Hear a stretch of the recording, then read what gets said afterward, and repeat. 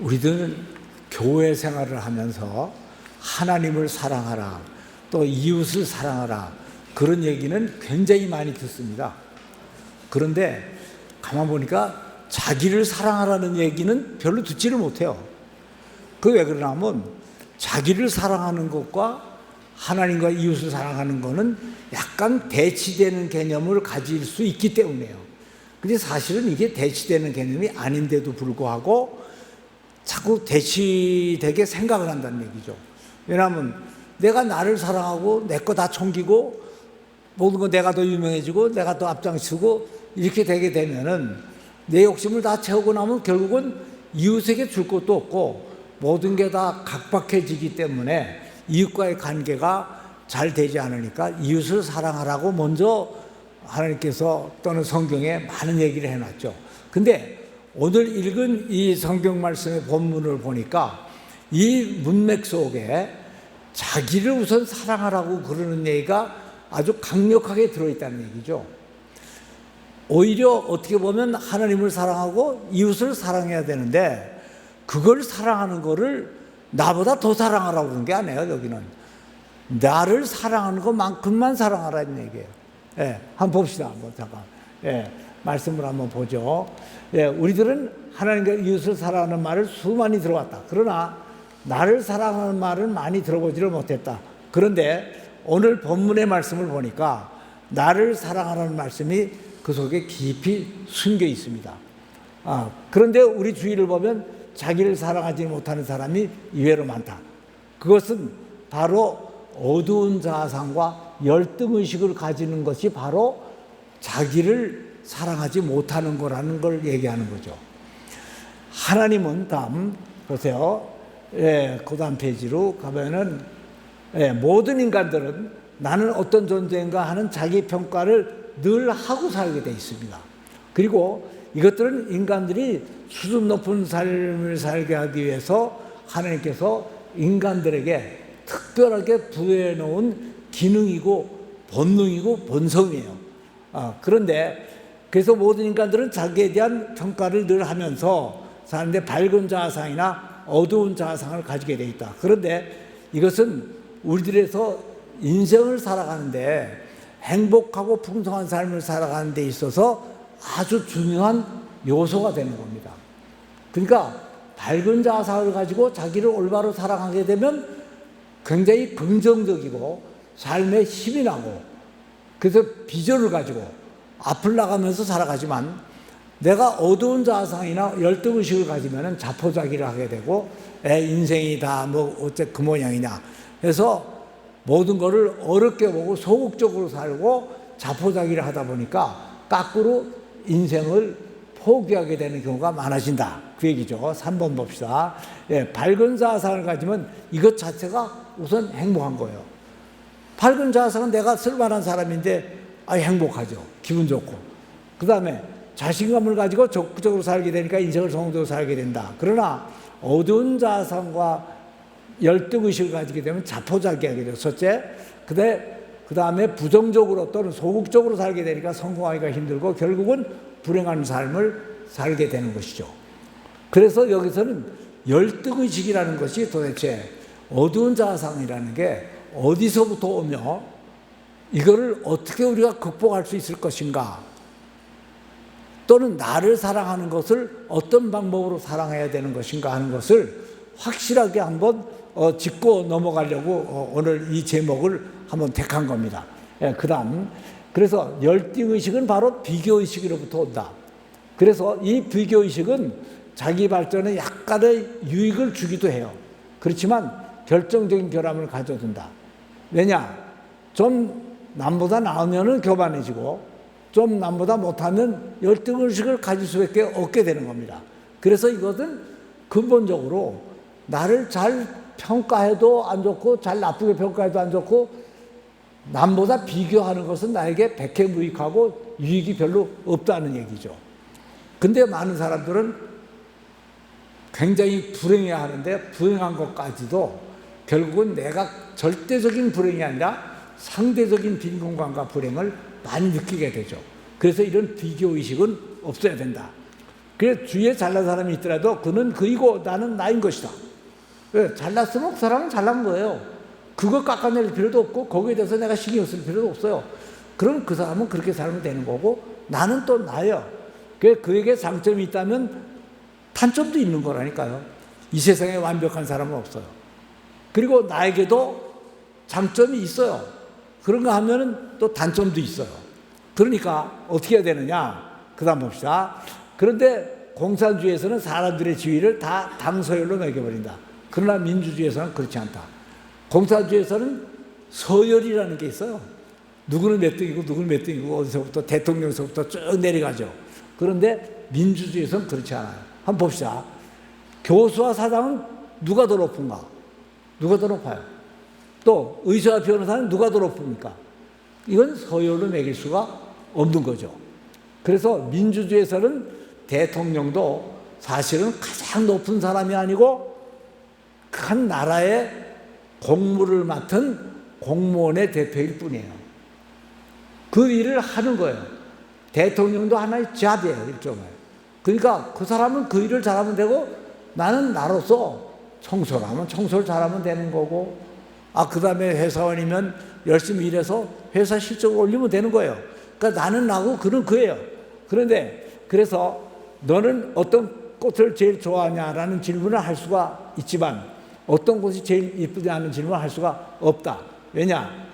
꽃들은 나름대로의 아름다움을 가지고 있기 때문이다. 어떤 꽃이 제일 이쁩니까? 누가 제일 잘났습니까? 이건 질문 자체가 그건 안 좋은 질문이에요. 그런데 어떤 것을 내가 제일 좋아하냐 하고 물어보면 그거는 있을 수가 있어요. 나는 장미꽃을 좋아한다. 나는 또는 백합꽃을 좋아한다. 무궁화꽃을 좋아한다. 그럼 내가 좋아하는 거니까 내가 그럴 수는 있다고요. 그렇지만 모든 사람이 다 그걸 좋아하고 다 그럴 수는 없다고요. 그래서 나라에도 나라꽃이 있어요. 우리나라 사람들이 기본적으로 많이 좋아하는 건 무궁화꽃이에요. 또 어떤 나라는 장미를 좋아할 수도 있어요. 나라꽃도 있지만 내 개인의 취향에 맞는 꽃도 또 있을 수가 있다 하는 얘기죠. 그걸 부인하지는 않아요. 그런데 이 장미는 장미의 아름다움이 있고 코스모스는 코스모스의 아름다움이 있는 겁니다. 그래서 그다음 보세요. 아내의 생일에 꽃을 한 송이 선물하려고 합시다. 장미를 따라갈 곳이 없죠. 근데 이때 만일 코스모스를 한 송이 선물했다면 얼마나 초라해 보이겠어요. 그런데 가을 언덕에 살들 바람을 안고 피어져 있는 물이 져 피어 있는 코스모스를 본다면 그 정취를 따라갈 곳이 없다. 만일에 그 자리에 같은 숫자의 붉은 장미꽃이 피어 있다고 상상을 해봅시다. 너무 시뻘개서 오히려 징그러워 보일 것이다. 머리가 좋은 사람도 나쁜 사람도 얼굴이 이쁜 사람도 미운 사람도 지위가 높은 사람도 낮은 사람도 모두가 다 하나님의 뜻에 의해서 창조된 귀한 피조물이라는 것을 우리는 항상 염두에 둬야 돼요. 그러니까 비교를 하지 말아야 돼요. 그 다음 그러니까 이런 것들이 왜 창조되었는가 하는 하나님의 뜻을 바로 찾아야 된다. 상황이 있고 때가 있는 것이다. 그리고 항상 최고인 법은 없어요. 그게 최고일 때가 있고 이게 최고일 때가 있고 내가 굉장히 좋을 때가 있고 잘 나갈 때가 있고 나도 상당히 어려울 때가 있는 거라고요. 그런데 그게 어려울 때를 생각하면서 자꾸 의기소침해지는 거는 그건 바보 같은 생각이라 하는 얘기죠. 그래서 만일에 내가 학문을 하는 사람이면 당장 돈은 있을 수가 없어요. 돈과 학문을 다 가지려고 그러면 안 돼요. 또 가난과 역경을 딛고 인생 후반대에 부자가 되어서 하나님께 영광을 돌릴 사람이라면 지금 당장은 내가 가난해도 상관이 없는 거예요. 부할 때가 오는 거라고요. 요셉이 보디발의 집에서 종살이 할 때도 있어요. 또 감옥에 들어가가지고 감옥살이 할 때도 있다고요. 그러나 그거는 하나님의 뜻이 그 속에 있어서 언젠가는 나라의 총리도 되고 최고 높은 자리에 올라갈 수 있기 위해서 준비 작업을 한 거예요. 그러니까 내가 오늘 어떤 자리에 서 있고 나에게 어떤 때인가 하는 걸 스스로 긍정적인 자세를 가지고 나를 봐야 된다 이거죠. 나를 평가할 때 오히려 더 조심해야 돼요. 남에 대한 비판도 별로 하면 좋지 않겠지만 나에 대한 부정적인 비판은 오히려 독이 돼서 나를 죽이는 그런 결과를 가져오게 한다 이거죠. 내가 부족한 것도 아니고 내가 못나서 그런 것도 아니고 하나님의 손이 미치지 못해서 그런 것도 아니다. 그러면 뭐냐? 모든 지금의 현실은 하나님의 특별한 뜻에 의해서 그렇게 만들어져 있을 뿐이라고요. 우리가 전도서를 보니까 세상의 모든 만사에는 때가 있다고 그랬어요. 사랑할 때가 있고 미워할 때가 있고 집을 지을 때가 있고 집을 부실 때가 있고 그 다음에 기뻐할 때가 있고 슬퍼할 때가 있고 옷을 꼬맬 때가 있고 옷을 찢을 때가 있고 각자 다 때가 있는데 이것은 하나님이 우리에게 시간을 줘가지고 그럴 때를 통해서 하나님을 깨닫고 영광을 돌리게 하기 위해서 우리를 연단시키는 과정이라고 우리는 봐야 된다 하는 그런 얘기죠. 그래서 그렇다면 이 비교의식은 도대체 어디서부터 온 것이냐? 그 뿌리를 잘 알아야 돼요. 그래서 비교의식을 비교를 안 하려고 해도 자꾸 하게 되거든요. 그러니까 그 뿌리가 어디라는 걸 알고 있으면은 오히려 비교를 안 하게 될 수가 있어요. 그러면 비교의식은 바로 사탄으로부터 온 건데 이사야서 12절 12절을 보면 이런 말씀이 있다고 같이 한번 쭉 읽어봅시다. 어떻게 되나 다 같이 시작. 너 아침의 아들 계명성이여 어찌 그리 하늘에서 떨어졌으며 너 열국을 엎은 자여 어찌 그리 땅에 지켜놓고 내가 마음에 이르기를 내가 하늘에 올라 하늘의 뭇별 위에 나의 보좌를 높이리라 가장 높은 구름에 올라 지극히 높은 자와 비기리라 하는도다. 여기 너 아침의 아들을 뭐라고 그러냐면 계명성이라고 그랬다고요. 계명성은 그 히브리어로 루스퍼인데 이 루스퍼는 바로 사탄의 이름이에요. 근데 이 사탄아 너 열국을 엎은 자야 어찌 그리 네가 지금은 땅을 그렇게 지켜가지고 그렇게 나쁜 놈이 됐느냐. 근데 내 마음에 이르기를 어떤 마음을 가졌느냐 이 루스퍼가 거기 보니까 하늘에 올라 뭇별 위에 나의 보좌를 높이리라 가장 높은 구름에 올라 지극히 높은 자와 더불어 비기리라 하는도다. 지극히 높은 자는 누구겠어요? 이 우주 속에서 지극히 높은 분은 여호와 하나님밖에 없어요. 근데 여호와 하나님은 우리 인간과 모든 피조물과 근본적으로 다른 게 하나 있는데 그분은 스스로 존재하는 분이고 자기 뜻에 의해서 모든 만물을 만드신 창조주예요. 나머지의 모든 것들은 결국 피조물이라 이거죠.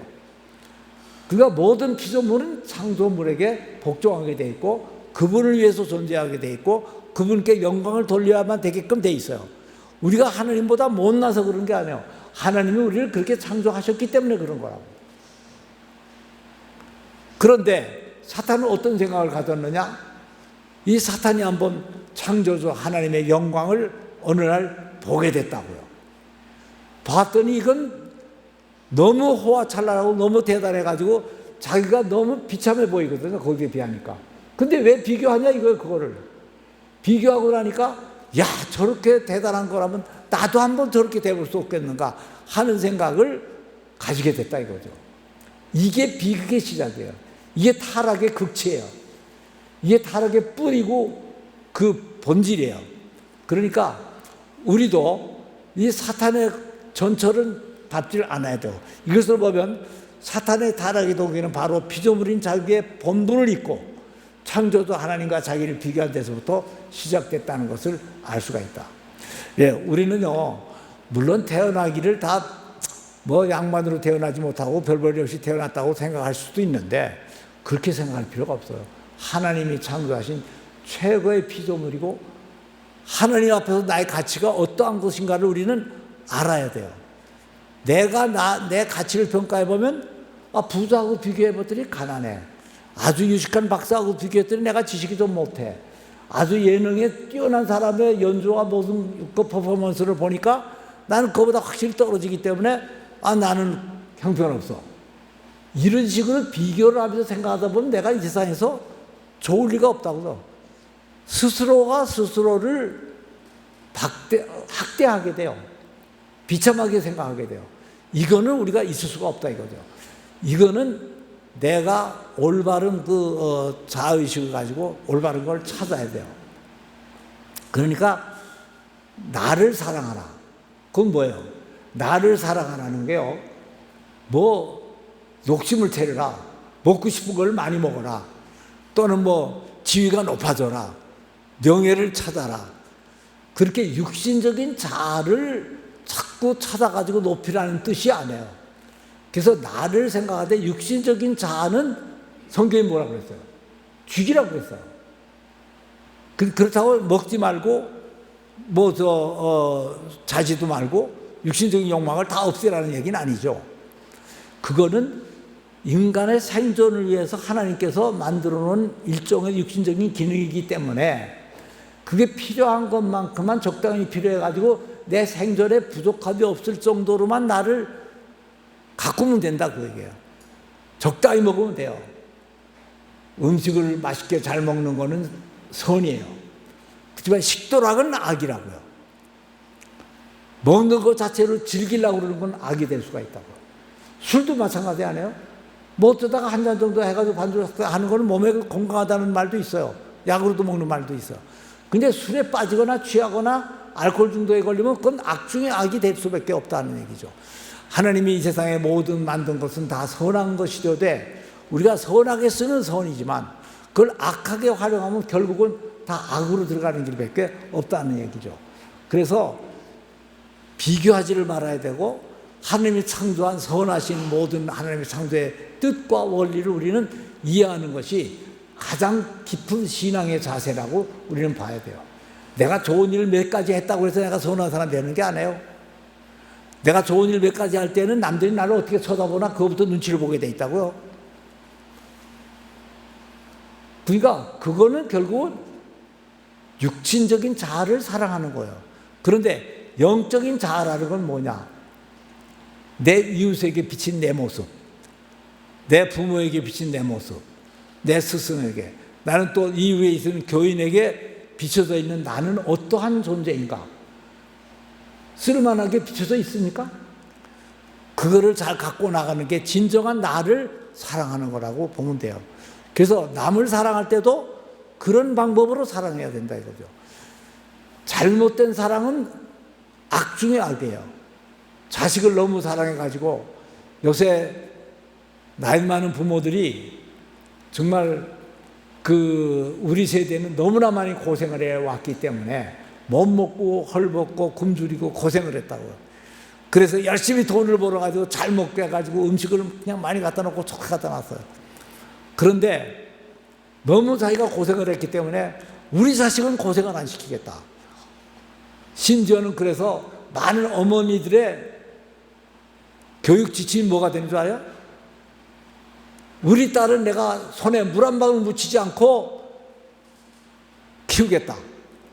굉장히 기가 막힌 교육 지침 같아요. 그거는 그 자식을 망치는 거예요. 망치는 거. 네, 다음 봅시다. 쭉 보세요. 사탄은 다른 어떤 피조물보다 가장 먼저 아름답고 능력 있게 창조된 존재예요. 사실은. 그래서 미카엘이나 이런 천사보다도 오히려 더 먼저 창조됐다고 그래도 다행이에요. 과언이 아니라고. 그럼에도 불구하고 창조주와 자기를 비교해보는 순간 자기의 본분을 잊고, 여기 우리가 중요하게 생각할 게 뭐예요? 본분. 나는 누구인가? 나의 정체성. 내 본분이 뭔가? 그걸 끝까지 지키라고요. 남편이면 남편의 본분을 지켜야 되고, 아내면 아내로서의 본분을 지켜야 돼요. 아들이면 아들의 본분, 부모는 부모의 본분을 올바로 지켜야죠. 그래서 올바르게 지켜야 되고 올바로 살려야 된다 이거죠. 나는 왜 하나님과 같지 못할까 하는 열등에 빠져 있게 됐다 이거죠. 열등의식에 빠진다. 그래서 하나님과 같이 되려는 시도를 하게 됐다. 이것이 바로 하나님의 뜻에 정면으로 도전하는 결과가 된 것이다.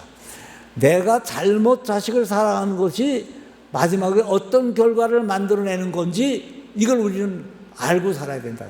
이걸 가르쳐주는 건 뭐예요? 성경이에요. 성경. 이 성경이 바로 그걸 가르쳐준다. 다 그다음 보세요.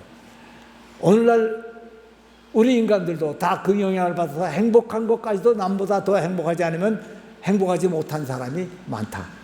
어때요? 우리는 2.25 때 국민소득 80%일 때도 행복지수는 굉장히 높았어요. 근데 지금 세계 10대, 그러니까 부국이 돼가지고 이제는 국민소득이 3만 불이 넘었는데도 우리는 자살률 세계에서 제일 높고 행복지수는 제일 밑바닥으로 돌고 출산율도 제일 밑바닥이고 애도 낳지 않고, 그래가지고 젊은 세대들은 3포, 5포를 운운하는 시대를 살아가고 있다 이거예요. 왜 그러냐? 남과 비교하기 때문에 그래요. 비교를, 내가 지금 옛날에는 다 못 살기 때문에 너도 못 살고 나도 못 살고 너도 한 끼 굶고 나도 한 끼 굶고 그거 괜찮다 이거야. 그래도. 근데 옆에서 보니까 뭐 불고기도 없고 뭣도 없고 막 들이먹는데 남은 굶으니까 그건 행복지수가 아주 저 밑바닥으로 떨어지는 거죠. 그래서 300만 원짜리 피아노를 사서 행복하게 치다가 500만 원짜리 피아노를 치는 사람을 보면 행복이 거기서 끝난다. 40평짜리 아파트에서 행복하게 살다가도 60평 아파트를 보는 순간 자기가 너무 초라하게 느껴진다. 왜 그렇게 거기에 구애를 받느냐 이거죠. 그래서 행복한 것까지도 비교하고 경쟁을 하게 된다. 그러나 이 생각이 바로 나를 파멸로 빠뜨리는 것이다. 그래서 비교의식을 버리고 밝은 자아상을 찾아야 된다. 그러기 위해서는 하나님의 형상으로 창조된 나의 절대 가치를 찾아야 된다. 그렇다면 나의 절대 가치는 무엇인가? 봅시다. 하나님은 나를 위해서 아들의 목숨까지도 내주셨다. 따라서 하나님 안에서 나의 가치는 하나님의 아들인 예수님과 동등한 거예요. 이걸 그냥 설교로만 듣지 말고 깊이 묵상을 좀 하시라고요. 내가 못난 인간이 아니에요. 저 사람보다 내가 뛰기를 하면 내가 조금 느리게 뛸지 몰라도 나는 하나님이 창조하신 나 나름대로의 어떤 가치가 있는 존재라고요. 그런 자부심과 그런 밝은 자아상을 가져야 돼요. 예. 그래서 그럼에도 불구하고 현재 나는 늘 갈등할 수밖에 없는 육신적인 존재이다. 그래서 정체성까지도 흔들릴 때가 많다. 왜 그런가? 그것은 내가 하나님의 형상을 닮아가기 위한 공사를 하고 있기 때문에 그런 것이다. 자, 내가 여기서 열심히 설명을 하니까 좋습니다, 장로님. 그럼 나도 그걸 괜찮은 사람이라고 생각을 할게요. 근데 나는 지금 병신 같은데요. 시험 치면 만날 밑바닥으로 돌고 장사를 해도 돈도 못 벌고 자꾸 이러는데요. 어떡합니까? 내 현실이 그런데 어떡합니까? 근데 그 현실에 집착을 하게 되면 방법이 없다 이거죠. 그래서 우리는 말씀 속으로 들어가야 돼요. 내 생각으로 생각하지 말고 성경 말씀대로 나를 생각해야 돼요. 그래서 이걸 한번 읽어봅시다. 그러므로 이제부터 너희는 외인도 아니고 나그네도 아니요 성도들과 동일한 시민이요 하나님의 권속이라. 예, 우리가 하나님의 권속이 됐습니까? 너희는 사도들과 선지자들 위에 더 위에 세우심을 입은 자라. 그리스도께서 친히 모퉁이돌이 되셨느니라. 예수님이 건축의 모퉁이돌이 됐대요. 그 안에서 건물마다 서로 연결하여 주 안에서 성전이 되어가고. 자, 22절 큰 목소리로 한번 같이 읽어요. 시작. 너희도 성령 안에서 하나님의 거하실 조소가 되기 위하여 그리스도 예수 안에서 함께 지어져 가느니라. 우린 지어져 간다는 얘기를 뭐라고 얘기하냐면 공사 중이라고 얘기를 해요. 우리가 도로 공사를 하면 차라리 안 하고 있을 때보다 더 불편해. 집을 수리하려고 그러면 모든 걸 다 빼놓고 아주 불편하게 살아야 돼. 불편하기 짝이 없지만 그건 앞으로 비전과 희망이 있기 때문에 요 공사가 끝나고 나면 내가 어떻게 될지 내가 알기 때문에 거기에 내가 따라가게 돼 있다는 거죠. 나는 우주에서 하나밖에 없는 존재이다. 그러니까 내게 단점이 있더라도 그것을 있는 모습 그대로 감싸 안아야 됩니다. 밝은 자아상을 가지는 것은 나를 올바로 사랑하는 것이다. 하나님께서는 연단을 통하여 우리들의 성품을 완성시킬 것이고 부활시킬 것이고 이 모든 연약한 것들을 극복할 수 있는 새로운 육신을 입히실 것이다. 왜 우리를 죽음으로 사망으로 들어가게 하시냐 이거야. 하나님은 육신 속에 우리가 갇혀있는 한은 이런 비교의식과 나의 처참한 것과 어려운 것과 이런 것들을 면할 수가 없기 때문에 그래요. 그래서 언젠가는 우리를 완전하게 만들어주시고 그 다음에 거기서 나를 좋게 훌륭하게 수리를 해가지고 공사를 끝내가지고 그래가지고 하나님의 아들로서 천국에서 영원히 살 수 있는 영적인 존재로 우리를 만들어주실 것이라는 얘기야. 이거를 믿는 게 신앙이에요. 그러니까 예수를 믿는 사람이 불행하다면 그건 잘 안 믿는 거예요. 못 믿는 거예요. 예수를 믿는 사람은 행복해야 돼요. 믿음을 가져야 돼요. 하나님은 이런 분이시라는 걸 확신을 가져야 돼요. 그래서 이런 확신을 믿음을 가지고 우리가 열등의식을 극복하고 밝은 자성을 회복하고 예수님을 닮아가자. 그러기 위해서 세상의 모든 일은 잠깐 있고 눈을 예수께 돌려보아야 된다. 눈을 예수께 돌려. 그래서 이 찬양을 한번 띄워줘 보세요. 예. 내 마음에 근심이 있느냐 어둠 길로 행하느냐. 우리 주 예수를 바라보면 밝은 빛 밝아오리. 눈을 예수께 돌려 그 놀라운 얼굴을 바라보라. 주님 은혜와 영광의 빛 앞에 세상 모든 근심이 사라지네. 나는 이 찬양을 이렇게 보면서 이 찬양은 무슨 찬양으로 생각하냐면 우리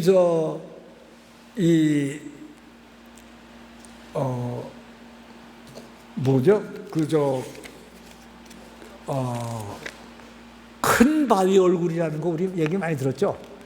큰 바위 얼굴이 뭐죠? 예. 오늘 이 노래에 한번 실감을 하기 위해서 한번 잠깐 생각해 봅시다. 아는 얘기지만. 어떤 시골에 산에 아주 굉장히 큰 바위에 아주 멋있는 바위가 하나 있었대요. 그 동네에 있는 많은 그 어린애들이, 남자애들이 나도 이 다음에 크면 나 저 큰 바위 얼굴같이 될 거야. 그리고 그 희망을 가지고 사는데 그래가지고 다들 도시로 나갔어요. 돈 벌러 나갔고 또 그 다음에 공부하러 나갔고 이걸 배우고 저걸 배우고 이걸 다 하러 다들 고향을 떠나가지고 또 나갔어요. 근데 조금 바보 같은 착한 친구 하나는 끝까지 여기서 떠나지 않고 그래도 고향을 지키면서 계속 살고 있었어요. 수십 년이 지난 60대 70대가 된 이후에 모든 친구들이 고향으로 돌아왔다고요. 그래서 서로 얼굴을 가만히 비교해보니까 그래서 거기서 누가 그러면 저 큰바위 얼굴을 닮았냐 하고 다들 이렇게 쳐다봤대요. 그랬더니 돈 벌러 갔던 사람도 얼굴이 돈짝같이 생겼고 명예롭게 나갔던 사람들도 꼭 공짝같이 생긴 얼굴이 됐고 그 다음에 자기가 훌륭하게 되고 싶었다는 사람들이 또 사사같이 생겼고 서로 싸우고 갈등하고 그렇게 하느라고 얼굴 모습이 다 그렇게 됐더라고요. 링컨이 얘기했잖아요. 40대 이후의 얼굴은 자기가 책임져라. 내가 어떤 얼굴이 되냐. 근데 그 시골에서 있었던 그 친구는 끝까지 고향에 있으면서 욕심도 안 가지고 그 바위만 늘 바라보면서 살았기 때문에 가만 보니까 네가 제일 닮았네 해가지고 모든 애들이 오히려 고향을 떠나지 않고 거기서 산 그 애를 부러워했다는 그 얘기예요. 그게 바로 큰 바위 얼굴에 대한 그런 얘기예요. 그래서 우리는 대단한 신학을 하고 대단한 사역을 하고 대단한 비전을 가지고 뭘 출세를 하고 돈을 많이 벌고 그래야만이 되는 게 아니라고요. 우리는 하나님의 아들로 태어났기 때문에 하나님이 주신 본분에 따라서 분깃에 따라서 열심히 노력을 하면서 예수 그리스도를 바라보면은 우리의 모습이 예수 그리스도를 닮은 모습으로 언젠가는 될 수 있다 이거죠. 우리가 죽기 전에 그런 모습으로 다 될 수 있기를 바라서 이 찬양을 한번 같이 불러봅시다. 눈을 예수께 돌려 시작. 눈을 예수께 그 얼굴을 바라보라.